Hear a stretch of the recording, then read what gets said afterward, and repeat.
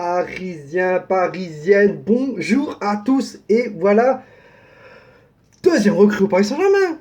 Deuxième recrue en Paris Saint-Germain et bienvenue à Ander Herrera, espagnol. Full espagnol en ce moment, tu vois. Jaune, bon, j'ai pas le rouge, mais jaune, voilà. Full espagnol. Sarabia, Herrera, à quel tour quel espagnol va rejoindre? Maintenant, on est à 3 espagnols à Paris. Juan Bernat, Sarabia, Ander Herrera. Donc voilà, c'est désormais officiel. Ander Herrera est un joueur du Paris Saint-Germain. Et le Paris Saint-Germain recrute à nouveau au milieu de terrain. Ça fait un peu plaisir parce que il manquait du monde. Voilà, c'est un joueur qui vient libre. Voilà, on a déboursé 0 €. C'était comment une piste de Antero Henrique.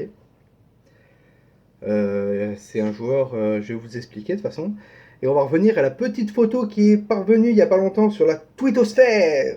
Twittosphère, alors il y en a beaucoup qui m'ont dit non, c'est pas vrai, c'est Krikoviak. Krikoviak n'avait pas le numéro 21 quand il s'est présenté euh, au Paris Saint-Germain la première fois. Je crois que c'était le numéro 23. Voilà, après il a pris le numéro 4. Et après on m'a dit non, c'est Ben Arfa. Alors, je viens juste de regarder. Voilà, j'ai la photo en face de moi, plus la photo de la photo qui est sortie sur la twittosphère. Quand tu regardes la présentation, la photo de présentation de Hatem Ben Arfa, voilà, sur le maillot, ben il n'y a pas ça. Oredo. Oui, Oredo. Bon, Oredo. Il n'y est pas. Alors, vous pouvez regarder hein, d'autres. Donc, je confirme bien que c'est Ander Herrera qui est sur la photo, sur la twittosphère que j'ai postée sur mon YouTube. Hein. C'est pas mal, ça. On peut écrire des conversations, enfin, des posts YouTube, c'est super. J'aime beaucoup. Voilà, je vais en faire, ne vous inquiétez pas. Et sur ma page Instagram, page Facebook, le journal de Paname. Voilà. Donc, petite présentation. Ah, on va le présenter, ce petit joueur hein, qui vient d'arriver. Ander Herrera, né le 14 août 1989. Donc, il a 29 ans. Il va bientôt avoir 30 ans. Bientôt, dans un mois, quelques jours, il va avoir 30 ans. Le petit. Contrat de 4 ans, voire 5 ans. Je sais pas la confirmation, mais c'est entre 4 et 5 ans. Donc, limite, il va finir sa carrière au Paris Saint-Germain. Il aura peut-être 34 ans. 34, voire 35 ans. Donc, voilà. C'est un joueur libre. Voilà. Et il portera le numéro 21 comme il y a sur la photo. Voilà. Numéro 21 que portait Hatem Ben Arfa il y a 2 ans. Et cette année, je ne sais pas qui d'autre le portait. J'ai un trou de mémoire. Si vous le savez, le numéro 21 de cette année, donc la saison avec Thomas Tuchel. Si vous le savez qui l'a porté, mettez-le en commentaire s'il vous plaît. Mais j'ai un trou de mémoire. Donc voilà. Donc sa période pro a commencé en 2008. Voilà, j'ai toujours la petite feuille comme j'avais fait avec Sarabia. Voilà, au moins je vous donne un maximum d'informations. Et merci beaucoup pour la vidéo sur Pablo Sarabia qui est officielle, que j'ai posté mardi si je dis pas de bêtises. Super résultat, énormément de commentaires en disant bonne analyse pardon. Ça a fait plaisir, vraiment, ça a fait plaisir. J'ai fait cette vidéo, je me suis dit, bon, si ça marche, tant mieux, si ça marche pas, c'est pas grave. Voilà. La vidéo sur l'interview ne vous a pas trop plu, c'est pas grave. Voilà. De toute façon, en ce moment, je vois les vidéos qui vous plaisent. On parle de Ligt, de Neymar, Mercato, c'est tout. C'est les seules vidéos qui plaisent actuellement et qui arrivent à faire un petit plus de 1000 vues, quand même. Donc voilà, qu'est-ce que je disais? Oui, il a commencé sa carrière pro en 2008. Voilà, et il arrive au Paris Saint-Germain, donc contrat de 4 à 5 ans, je sais pas combien. Et il va toucher entre 6 à 8 millions par an, donc annuel. Voilà, c'est un milieu central. Est-ce qu'il peut jouer numéro 6? C'est plus un numéro 8. Plus un numéro 8, d'accord? Donc on verra bien. Après, il peut être peut-être polyvalent. Donc son parcours, ok. Donc de 2008 à 2011, il attaque au Real Saragosse. 86 matchs avec le Real Saragosse et 6 buts. Ouais. En 2011, il signe avec l'Atlético Bilbao. L'Atlético Bilbao de Bielsa, si je dis pas de conneries. Où il est arrivé après, Bielsa, jusqu'en 2014. Et là, il fait 128 matchs, 11 buts. C'est pas un gros buteur. C'est pas un gros buteur, mais voilà. Et on connaît tous, grâce à ici, en 2014, il rejoint Manchester United jusqu'en 2019, où il fait 189 matchs et 20 buts. Il a pas mal été utilisé à Manchester United. Bon, on va regarder les stats de l'année dernière. L'année dernière, il n'a pas été réellement utilisé. On va voir ça, pourquoi. Voilà. Il a eu de bonnes performances, surtout à Bilbao. À United, au début, il était pas mal. Et après, ça n'a pas été trop ça. Ça n'a pas été trop ça. C'était plus un joueur de rotation. De toute façon, il arrive à Paris. Ça va être un joueur de rotation. Moyen qu'il fasse des matchs de coupe, qui rentre à la, je sais pas, 60, 70e, ou même qui commence titulaire, mais ce sera un joueur de rotation, ne vous inquiétez pas. Il a fait 2 matchs avec la sélection espagnole. Voilà, juste 2 matchs. Alors titulaire, je sais pas, mais il a fait 2 matchs. Première sélection en 2016, donc après l'Euro, ou avant l'Euro. Je ne sais pas, j'ai pas eu la formation, enfin je n'ai pas regardé si c'était avant ou après. Donc voilà, on va suivre aussi sa saison qu'il a fait l'année dernière. Juste l'année dernière, Ander Herrera a eu des problèmes avec José Mourinho et avec l'actuel entraîneur de Manchester United, qui a un nom vraiment... Je ne sais pas son nom, mais je vois sa tête. Dites-le-moi en commentaire. Voilà. Il a eu des problèmes avec lui, donc voilà. Voilà pourquoi il est parti libre. Je crois qu'il n'y a même pas eu une proposition de contrat, si je ne me trompe pas, de Manchester pour qu'il reste. Je ne sais pas. Donc voilà, 28 matchs, il a fait l'année dernière. 3 buts, 3 passes D. Voilà quoi. J'espère qu'à Paris il fera un peu mieux quand même. On verra bien. De toute façon, il sera là pendant 4-5 ans. Donc il a pratiquement 30 ans. Il connaît le championnat européen, parce qu'il a joué la Ligue des Champions avec Manchester cette année. Et l'année dernière, l'Europa League, qu'ils l'ont gagné. Au niveau palmarès, comparé à Pablo Sarabia, lui, c'est pas mal déjà. Hein. Il a un bon palmarès.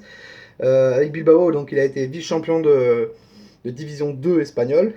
Il a finaliste de la Coupe d'Espagne en 2012 et finaliste de l'Europa League en 2012 avec avec Bilbao. Donc avec Bilbao, il a rien gagné du tout. Et à Manchester, il a commencé à gagner quelques titres. Avec United, finaliste, enfin vice-champion de France, vice-champion d'Angleterre avec Manchester United en 2018. Il a gagné la FA Cup avec United en 2016. Il a été finaliste de la FA Cup en 2018. Il a gagné la EFL Cup en 2017 avec United. La Community Shield, il a gagné avec United en 2016. L'Europa League, vainqueur en 2017. Voilà. Et la Super Coupe UEFA, il a été finaliste en 2017 avec Manchester United. Donc il a déjà un palmarès pas mal en première ligue. Je pense que c'est un joueur qui a du caractère. Voilà. On va voir ça juste après. J'ai un petit article sur lui, sur son profil, que je vais vous lire. Donc, il y a moyen de se régaler. Beaucoup de personnes le disent, ouais, il voudra rien, mais un joueur de rotation, pourquoi pas? Pourquoi pas? Tu sais, ça peut être un joueur de rotation, et puis il arrive à Paris, il te fait une saison, voire des matchs extraordinaires. Enfin, des bons matchs corrects. Donc voilà, extraordinaire. Voilà. Ok, donc ouais, c'est un joueur de rotation. Peut-être aux côtés de Marco Verratti, ou peut-être remplacer Marco Verratti. C'est un 8 de base, pas un 6. Donc ouais, il sera plus remplaçant. Ensuite, lundi, c'est la reprise pour le Paris Saint-Germain de l'entraînement, le 8 juillet. Donc automatiquement, il sera là. Je tourne la vidéo, il est le 4 juillet. Ça bouge énormément là actuellement au Paris Saint-Germain. J'hésitais en train de faire cette vidéo pour l'officialisation de Ander Herrera ou bien faire une vidéo mercato parce que j'ai eu énormément de petites news bien croquantes. Mais on va passer la vidéo mercato, on la fera plus tard. Voilà. J'ai une autre vidéo, un nouveau concept que j'ai fait où je vais vous présenter mon 11 que j'aimerais voir l'année prochaine au Paris Saint-Germain qui sortira samedi. Samedi. Donc voilà. On va passer à la petite lecture au niveau du profil. Voilà. Ander Herrera, c'est un milieu de terrain au profil hyper actif. C'est déjà pas mal. Tu vois, quand il t'arrive, on dit ça. Le mec, il est hyper actif. Ça a envoyé du pâté, tu vois. qui dispose d'une remarquable lecture du jeu adverse. Pas mal aussi. Présenté comme un gros travailleur sur le plan défensif, sa priorité, il sait également se projeter en attaque. Il excelle dans l'accompagnement offensif des actions et de ses partenaires. Ça peut être intéressant. Je sais pas si c'est un gars qui va remplacer un peu Rabiot, mais Rabiot était un peu là, un peu défensif des fois et qui se projette énormément. Ander Herrera, je trouve qu'il est un peu plus défensif. Voilà. En moyenne, le taux de passe réussi par le milieu de terrain espagnol atteint les 88%. C'est pas mal. Moi, je dis oui. Voilà. On relève l'activité tout terrain de Ander Herrera. Ouais, bon, bah, c'est pas mal ça aussi. Cette saison, Ander Herrera a accompli l'un de ses matchs références lors du déplacement de Leicester. Donc ceux qui suivent la première ligue doivent s'en rappeler. Victoire de Manchester 1-0 où il évolue un milieu de terrain à 4 aux côtés de Matic. Toute la défense mancunienne. Ok, donc match référence pour lui. On espère qu'il aura des matchs références aussi au Paris Saint-Germain. On croise les doigts quand même. Dans la saison 2008-2019, Ander Herrera réalise un autre match très abouti où il est un des hommes du match face à Arsenal à Old Trafford 2-2. Là aussi, son volume de jeu résume par l'infographie ci-dessous. Ouais, bon, bah, c'est sur l'information. Ander Herrera est un joueur en mouvement permanent. C'est très bien. Très très bien. Et je crois que c'est un joueur polyvalent, si je ne dis pas de bêtises. Donc milieu central, s'il peut monter un peu plus. Bon. Si j'ai des doutes. Mais c'est un bon milieu de terrain. Voilà, il rejoint ses compatriotes Juan Merna et Pablo Sarabia. Pourquoi pas? Allez, voilà, moi je dis oui. Je dis oui et je vote oui, ok. Oui, donc voilà ce qu'on peut retenir, les points vraiment de cette lecture. Donc c'est un gros travailleur sur le secteur défensif, mais ce n'est pas un numéro 6.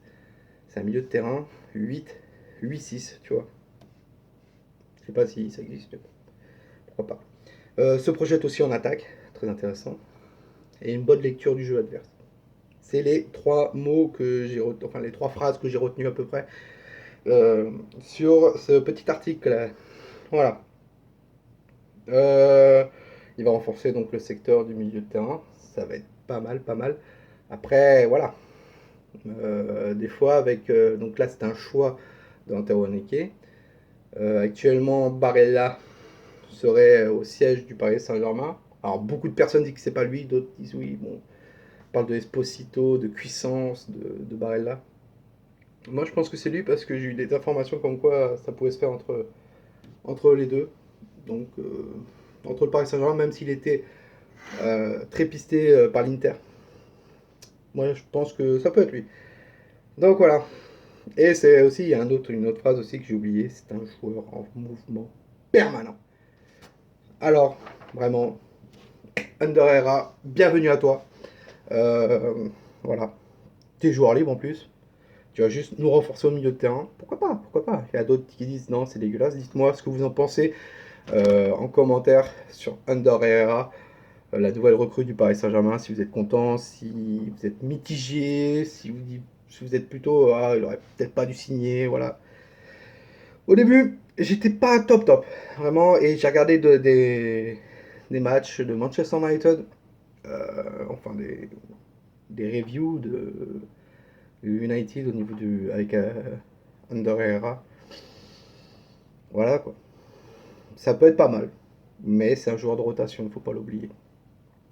Donc voilà. Bienvenue à toi, Ander. Voilà, tu porteras le numéro 21.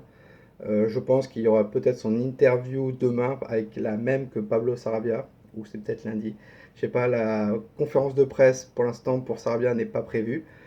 Je pense qu'ils vont être présentés tous les deux, voire tous les trois. Hein, on sait que ça boule énormément avec Rafael Guerreiro pour 15 millions.